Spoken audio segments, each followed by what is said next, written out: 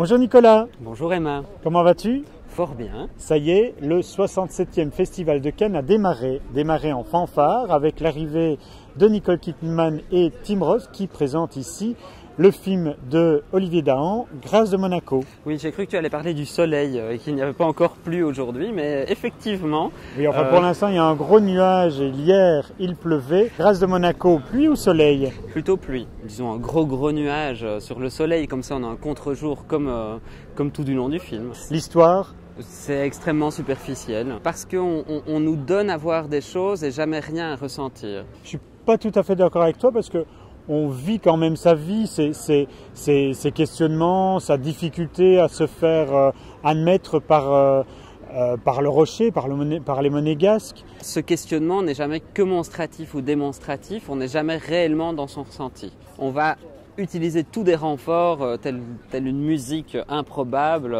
pour justement bien être dans une dimension pleinement atmosphérique et partager le pathos de la protagoniste. Ça reste un bon divertissement quand même. Oui, j'ai ouï dire par certaines personnes que ça avait des attributs de téléfilm de TF1. Oui, on pourrait dire ça effectivement dans le côté un peu superficiel de la chose. Moi j'ai passé un bon moment. C'est une coproduction belge.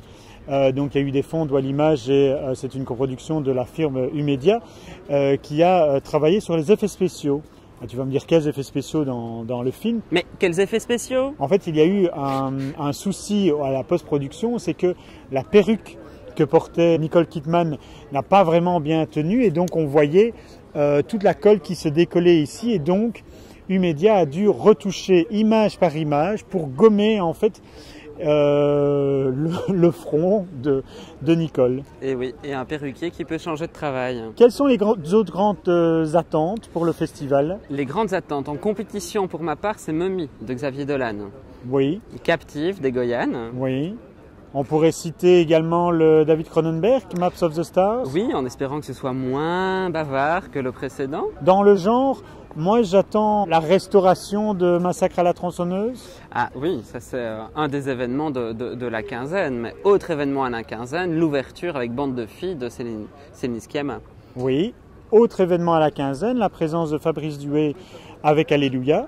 Oui, ce qui nous renvoie à un autre événement, la présence des frères Dardenne à nouveau en compétition. En compétition, et on aura la chance de rencontrer Fabrizio Rongione pour une petite interview sans concession que nous ferons ensemble.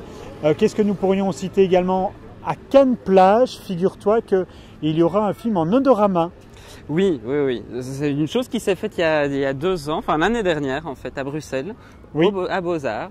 Qui avait eu un énorme succès. Oui.